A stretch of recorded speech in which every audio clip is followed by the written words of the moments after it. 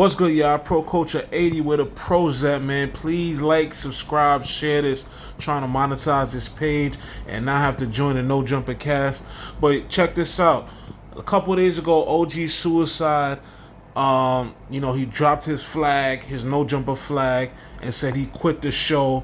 He didn't feel like it was being promoted like the other shows on the network, I didn't really know what the shows on the network, but the other, workers on the network.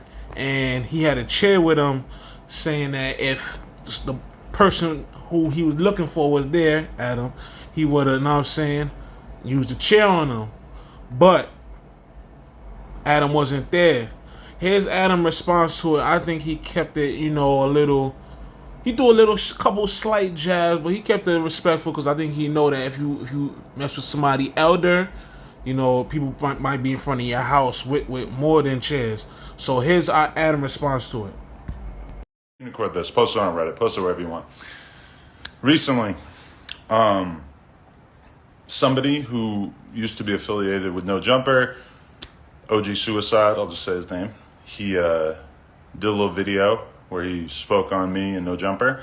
I just want to do a quick reaction so that I don't have to talk about it on Tuesday. Here's the timeline. This is not even like a reaction or a thing where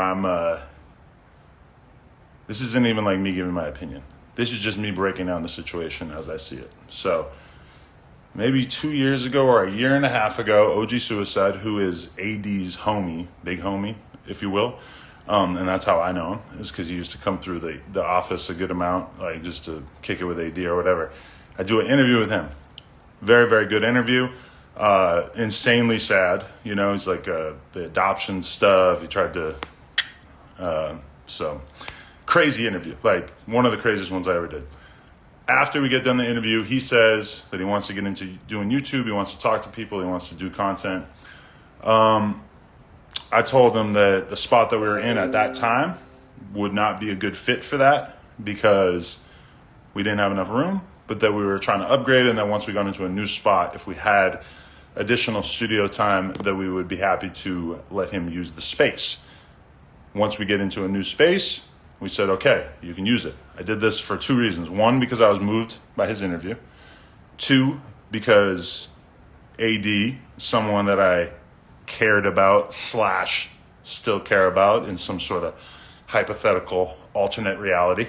So we let him use the space, and that was fine. He did a bunch of interviews for like the last 8 or 9 months, if I'm not mistaken.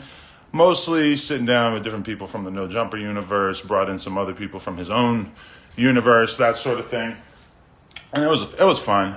To be honest, the channel never got enough views for the channel to be monetized, because I think like that was part of what I told him is I was like, well, I'm not going to put your stuff on the main channel, or actually I told him I would put like the first 5 episodes on the main channel to sort of get the ball rolling for you.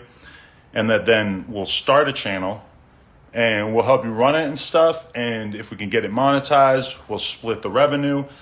That being said, it never got to the point where we could even monetize it. So no money was ever earned by this channel, right? So fast forward to, and just for the record, I consider this to be probably one of the most selfless things that I've ever done as a content creator. I've never just I've given people shows on my channel that earn money for the channel, right? But I've never just given somebody, free studio time, my employees' time, my editor's time, all this thing, all these different things that realistically, if I had to guess, including the employee time, the studio time, this is we're talking $10,000-$15,000 worth of time and employee time and studio time, just renting a studio space. $100 an hour, $150 an hour, I think is pretty standard to rent a studio space. Probably not 100, probably more than 100. Anyway, we let him do that for 8-9 months. As I said, it wasn't getting monetized. Episodes are averaging about 500 views. So my suspicions were kind of confirmed that the content would not have done well on the No Jumper channel. But again, he was always a cool guy to us and stuff. So we just we're letting him rock, letting him use the studio on our downtime.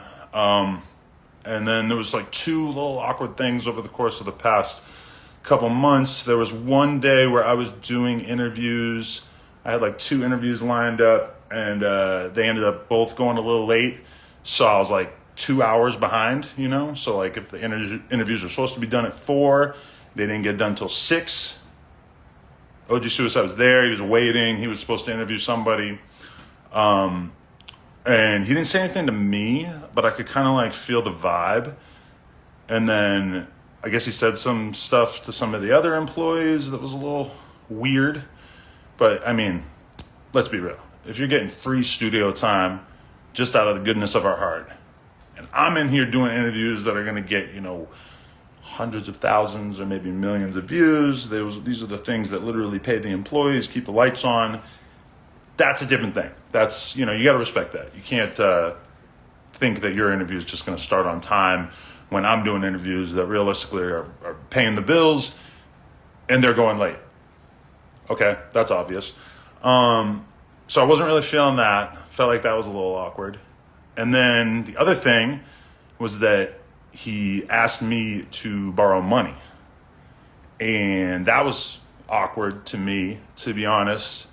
I left him on red, which I'm not totally proud of because, you know, it would have been a little bit more mannish to respond and just be like, nah, I don't do that. Because, I mean, of all the homies I've had over the years, especially people who work with me, especially if you work with me, when it comes to letting people borrow money, I really don't like it.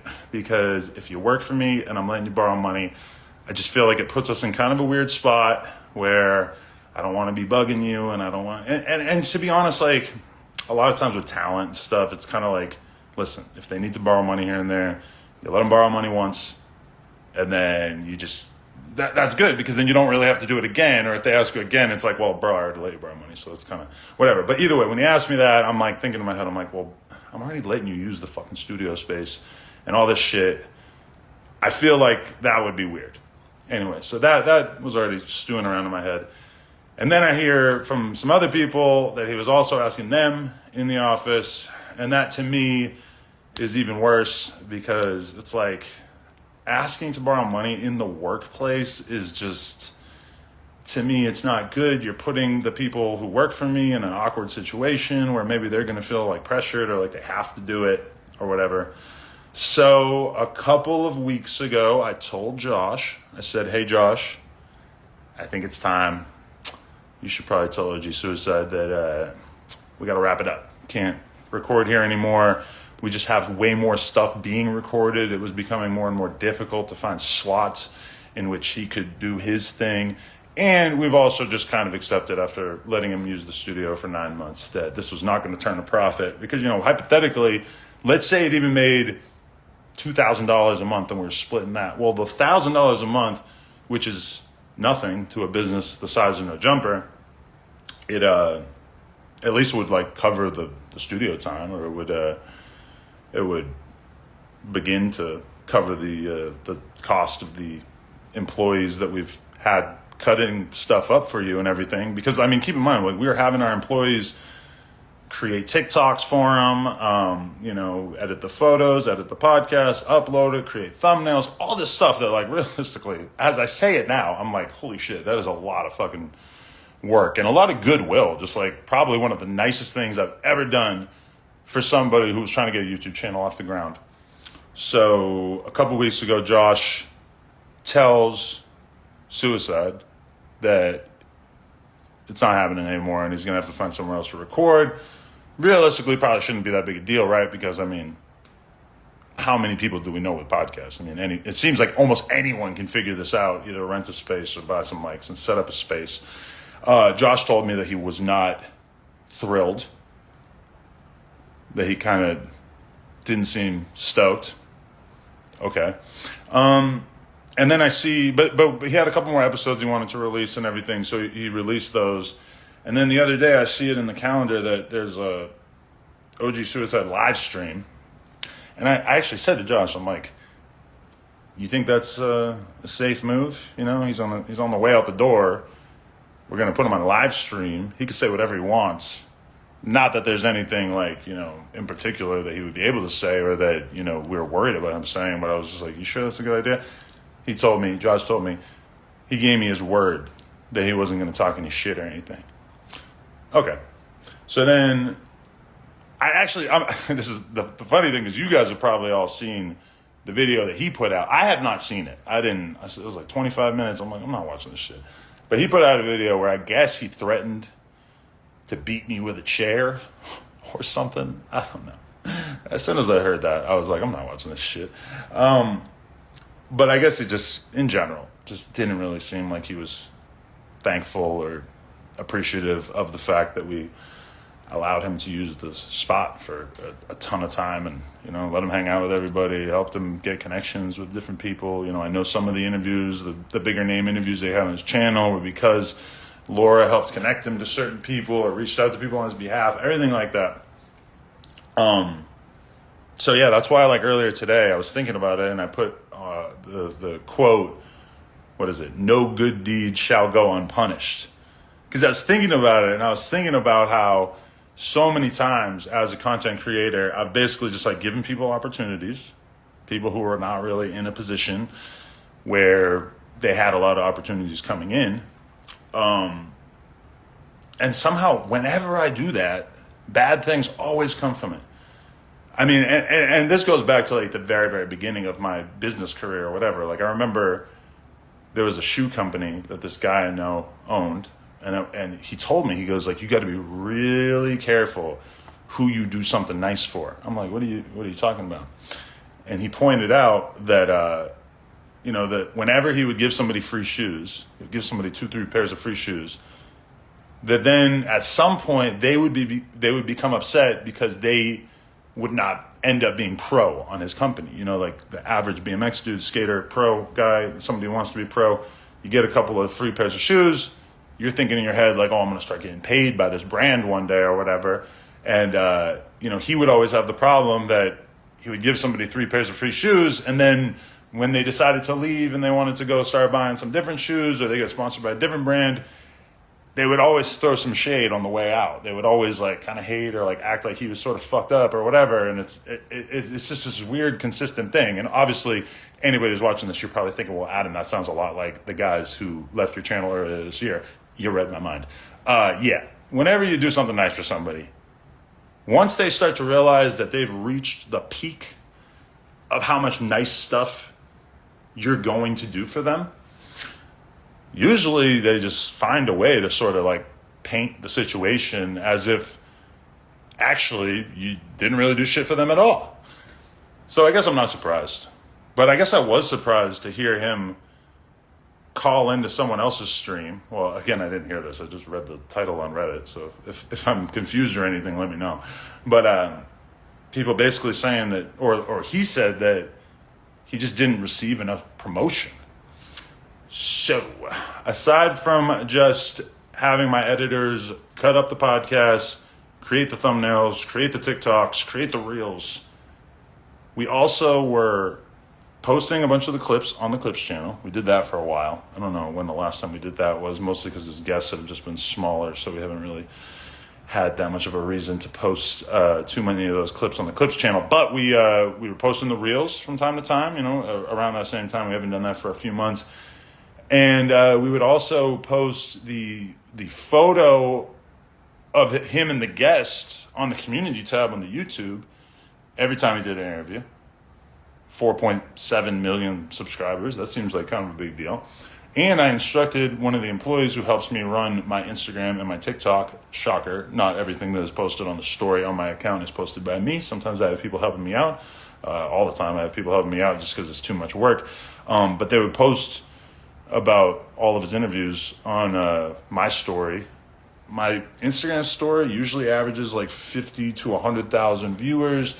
My Snapchat story usually has like 500,000 viewers. So that's us putting you in front of 600,000 people. And then the community tab, that's another 4.7 million people that might potentially see it. So I guess my question is, how were we not giving you enough promo? I don't know. That kind of blew my mind when I heard that. I was like, okay, this shit is wild. You got to be really, really careful who you do something nice for in this world these days. So, yeah. Certainly when it comes to podcast hosts and everything, there's probably 1 million people listening to this right now. Like, why did you do that for him and not me? Or why can I find someone to do that for me? I mean, for me, putting myself into the shoes of a beginner content creator or whatever, yeah, you hit the lotto if you get somebody who's going to give you free studio time, free editing, free help with publicists, and promote you. So yeah, no good deed shall go unpunished. But I have some good news, which is that despite everything that I have gone through this year, my heart has not turned cold. I actually had a good friend of mine reach out to me and say, when he saw me post that quote, he said, the challenge in life is to not let the ingratefulness of the people who snake you turn your heart cold. He probably phrased it a bit better than that. But I say all that to just say that even though quite often, even when I give people interviews, some percentage of the time when I give people interviews, they basically do some fuck shit afterwards and diss me or whatever. And that's fine, because it's just how the game goes. That's how the cookie crumbles, is that maybe if 2% or 5% of the people I interview end up going to be haters and talking shit, that's okay. But that's just me doing an interview. With the suicide thing, I was a little let down because I just felt like I had done so much for you and didn't ask anything of you. I just look, I just came into your life, did a ton of positive stuff for you. And then once I let you know that it just realistically wasn't going to keep happening because it just didn't seem like there was a future in it for us, we get disrespected on the way out. So I guess I just say all this to warn people out there, be careful who you do something nice for. And also, if you're in that position, if somebody ends up doing you a big ass favor or just helping you out a shitload along the way, and then at some point it becomes like, oh, maybe they're done helping me out. Maybe they've kind of maxed out the amount of help that they're going to give me. You should not take that as an invitation to shit on them on the way out. Loyalty means that you show love even once they've kind of reached their limit in terms of how much they're going to help you out. So yeah, I say all that just so that I don't have to talk about this on Tuesday for the No Jumper show, which will be premiering at 6 p.m. Like always, I'm going to keep this short. I could go way longer.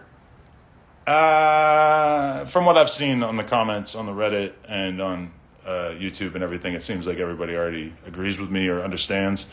But I just wanted to flesh things out so you guys could really understand and so we could kind of put a cap on this whole little saga. So thank you very much to everybody who watched this. We out. Appreciate y'all. All right, so what you guys think, man? I think he kept it, a little smooth. He didn't want to go too much on OG Cuicide. I'm saying, how he said he promoted it, I did see when OG Cuicide had somebody to interview, but to be honest, I wasn't too interested in it. But I guess they did promote it, but obviously if you're not talking about negative stuff, Adam ain't really gonna, probably bring you up on the Tuesday show or whatever the case may be. But that's just how it go, man. Negativity sells, and OG Cuicide is about positivity. And I think there is a space on his channel for that because, you got to have some type of balance. But I don't know. I'm sure OG Cuicide is going to respond because at this time a back and forth would help his channel get bigger. And, he could monetize it and start making his own money, man. He could be independent and do his own thing. Maybe he'll have when Fake Community blow up how they supposed to blow up, he'll have a spot on their network. Right now they building up, and eventually I'm sure they'll put him on somehow, some way. But let me know what y'all think in the comments, man. Like, subscribe, and share this one, please.